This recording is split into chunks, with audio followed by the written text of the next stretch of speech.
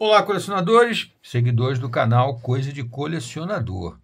Trazer para vocês aqui mais um vídeo falando do meu personagem favorito da DC Comics, que é o Espectro. Já tem vídeo no nosso canal em que eu falo de uma forma completa do personagem, desde a sua criação, e já tem vídeo também em que eu mostro o Omnibus americano, e infelizmente no Brasil não existe, e também uma série que foi publicada no Brasil pela editora Brasil América, pela Ebal, lá nos anos 70. Agora eu estou trazendo aqui para vocês um compacto em quatro edições americano, que saiu no finalzinho dos anos 80, uma minissérie em 4 partes, que traz toda essa melhor fase do Espectro, que foi entre 74 e 75 nos Estados Unidos. Essa aqui saiu em 1988, essa série aqui, que é bem legal, que resgata aquelas histórias que são chamadas, como mostra aqui logo na primeira revista, reapresentando a série clássica e controversa do Michael Fletcher e do Jim Aparo para o Espectro, tá? Esse papo de controversa é porque ela foi publicada nos anos 70 e como ela tinha alguma violência e uma abordagem do crime como ele realmente é cruel, porque o crime é uma coisa cruel, ela foi considerada controversa. Mas não tem nada de controversa, não. Hoje em dia ela seria perfeitamente publicada num selo como Vertigo ou como Black Label, que é o atual selo adulto, que aborda temas assim um pouco mais adultos, mais dentro do universo de super-heróis, tá? Foi publicada aqui como A Ira do Espectro, The Wrath of Spectre, aqui o número 1 da edição em 4 edições, aqui em maio de 1988, tá? Então, maio, junho, julho e agosto acabou. Contendo as 10 histórias, tem 12 aqui, tem 12 histórias aqui do Espectro, ou seja, cada edição tem 3 histórias, tá? Então, vamos aqui à primeira, com capas. Essas capas aqui não são as capas originais da série de 70. Elas são capas, como sempre, com um backbone aqui para proteger a revista, né, gente?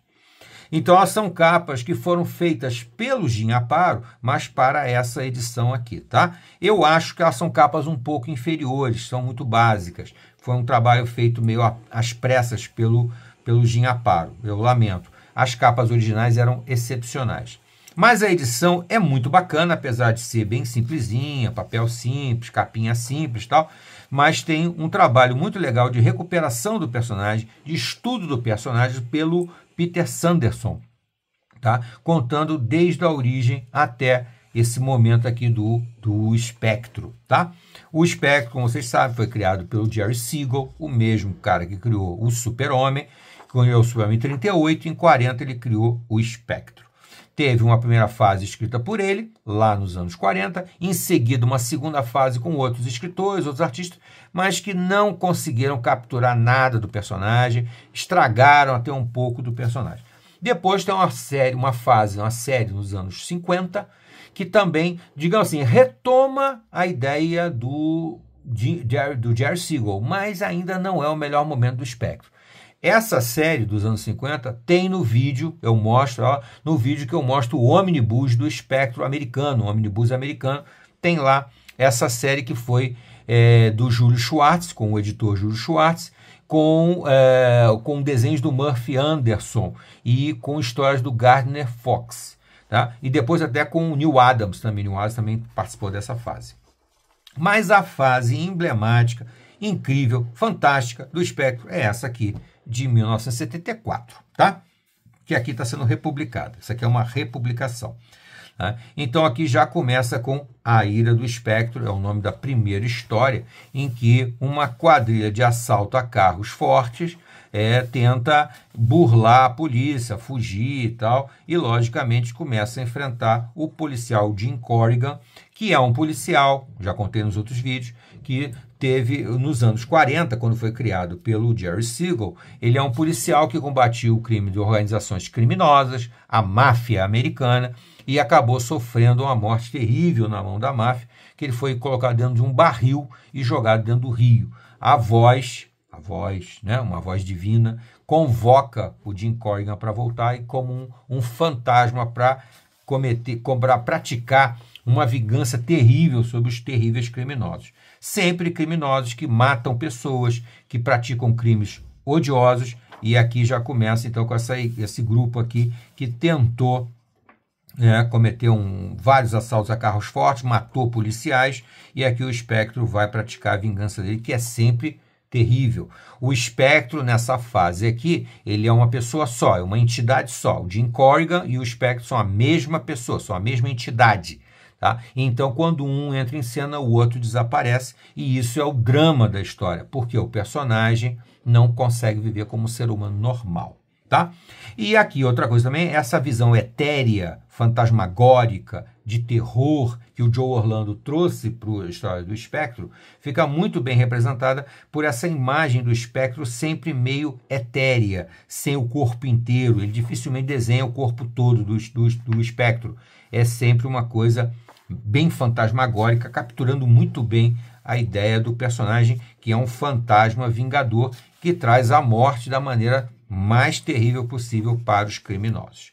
Essa edição é bem legal porque ela já entra, não tem história de preenchimento, já vem aqui o segundo número do Espectro com a capa, essa aqui é a capa do primeiro número, na verdade essa é a capa desse que eu acabei de ver, que é A Ira do Espectro, número 431 de Adventure Comics, 431 fevereiro de 74. Na época já era DC Comics, antes era National Comics.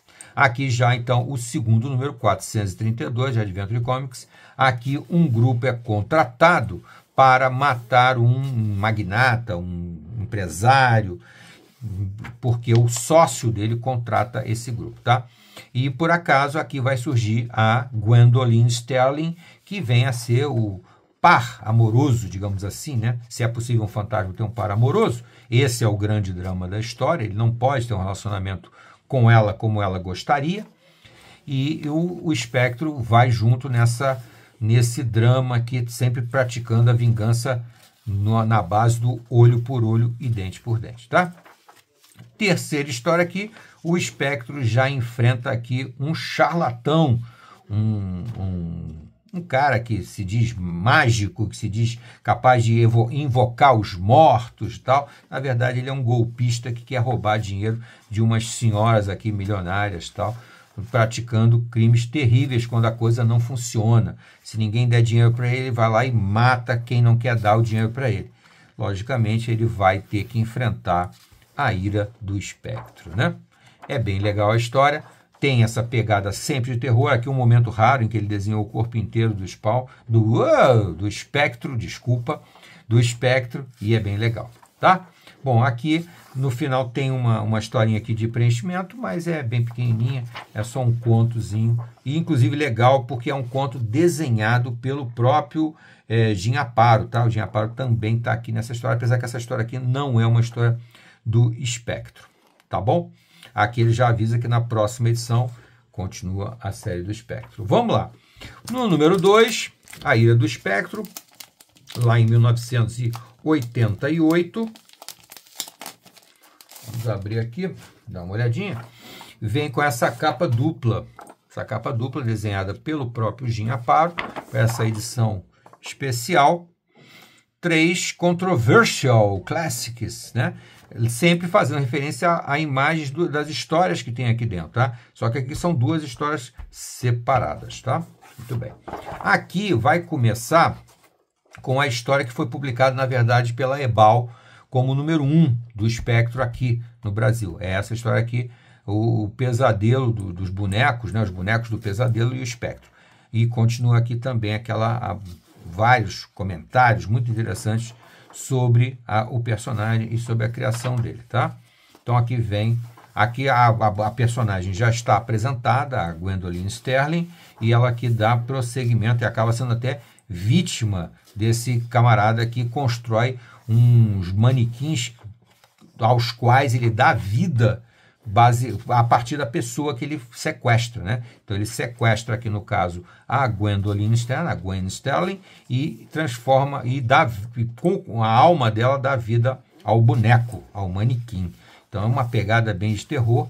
Logicamente o Espectro não vai cair nessa e vai praticar a vingança dele sempre terrível. Aqui já começa, na sequência que a Ebal publicou, o homem que caçou o Espectro, né? Que é a história do jornalista, que é uma paródiazinha aqui do Clark Kent, que eu já falei isso em outro vídeo, que cisma com a vingança que ele vai presenciando crimes contra criminosos, mas sempre terríveis. E o jornalista não concorda muito com isso, né? Aquela visão bacana, bondosa, generosa, de levar todo mundo para a justiça. Só que o Espectro não faz isso. Não leva ninguém para a justiça.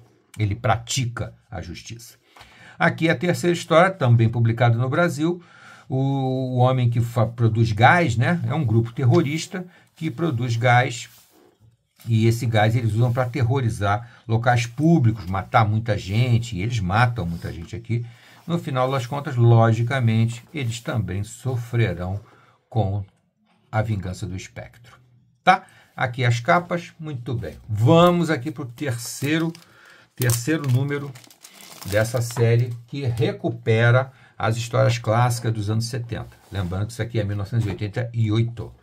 Então aqui outra capa refeita pelo Jim Aparo com momentos das histórias, tá? Aqui ele vai contar, aqui na verdade é o final, tá? São as últimas histórias da série do Spawn, escritas, produzidas pelo Joe Orlando, histórias do Michael Fletcher e desenhos do Jim Aparo. Aqui é o final, na verdade. O número 4 é um bônus, são histórias que foram escritas nos anos 80 para recuperar essa fase aqui, comemorando essa fase aqui, que realmente é uma fase emblemática, muito boa mesmo. As bombas humanas e o Espectro, um cientista louco aqui, resolve deixar as pessoas alucinadas, né, hipnotizadas e usá-las como bombas humanas, tá?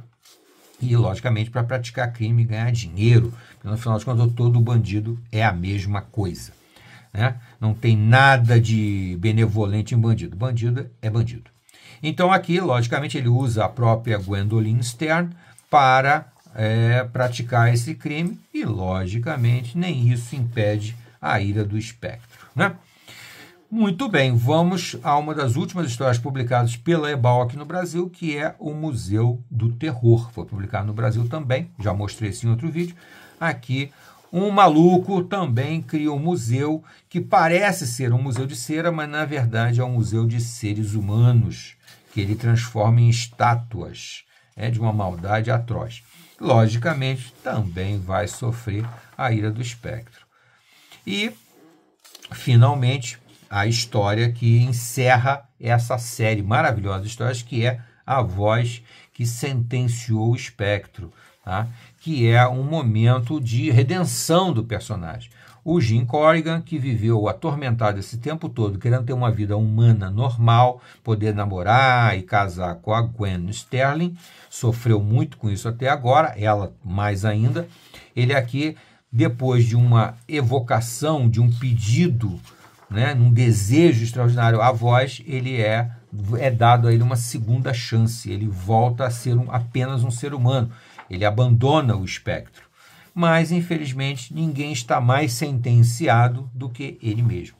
Então, quando ele tem esse momento que ele descobre de uma maneira bem complicada que ele não tem mais o Espectro, que ele não é mais o Espectro, ele tenta se casar, mas não vai sobreviver a isso, porque os criminosos continuam sendo pessoas terríveis, extremamente más e vingativas.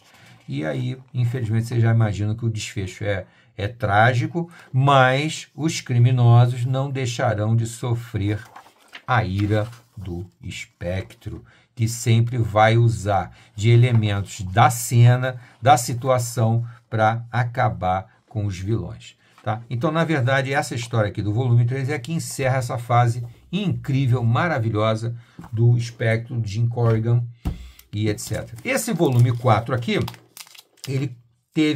tiveram a ideia, né, de publicar algumas histórias do estilo, tentando recuperar essa fase incrível, aquela fase incrível dos anos 70. Mas não conseguiram na mesma pegada, tá? Então, eles falam em 3 novas, aí são 3 clássicas novas histórias, né? Do Michael Fletcher e do Jim Aparo, mais ou menos com aquela mesma pegada, trazendo inclusive alguns personagens da época, como é o caso do Al Crawford, a paródia no espectro do Clark Kent, né?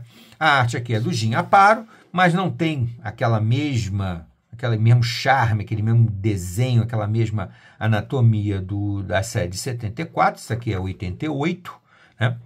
Mais de 10 anos depois, e a arte final também deixa um pouco a desejar. E alguns conceitos também se perdem um pouco. O Spectro aqui já é mais um sujeito salvador, que equilibra mais as coisas, já não pratica uma violência assim tão feroz como ele fazia nos anos 70. As cores já foram um pouco suavizadas, mas tem seu charme, tem seu valor, tem uma carinha bem interessante aqui, tá? Então aqui já vem uma segunda história, o Maníaco e o Espectro, e o personagem do Al Crawford continua sofrendo bastante, porque só ele vê, só ele presencia a vingança do Espectro, que nem é mais aquela dos anos 70, mas ainda é uma vingança muito forte. E vocês percebem claramente que o desenho do Espectro começa a ser muito mais definido, muito mais marcado, muito mais anatomicamente humano, tal. Perde um pouco daquela coisa mais etérea, daquela coisa mais fantasmagórica que era típica dos anos 70. Aqui na última história, o Espectro e uma gangue de voodoo, né? Mas, mais uma vez, aquela historinha que combate o sobrenatural e de uma maneira um pouco mais suave, um pouco mais sutil, né? Não é mais aquela vingança olho por olho e dente por dente. Tá bom? Lógico que é legal ter a série completinha e tal, mas realmente essa última revista aqui é bem mais fraca do que as 3 anteriores. Fica essa dica do canal Coisas de Colecionador. É um título dificílimo de você conseguir os originais, mas eu tenho uma esperança muito grande que uma hora dessas a Panini olhe com carinho para o Spectro e publique uma edição capa dura, bem legal, com essas histórias do Joe Orlando como editor, Michael Fletcher na escrita e Jim Aparo na arte, nos desenhos. Tá bom? Se você gostou do papo, gostei. Não gostou? Não gostei. E se inscreva no canal para a gente continuar esse papo por aqui. Até a próxima.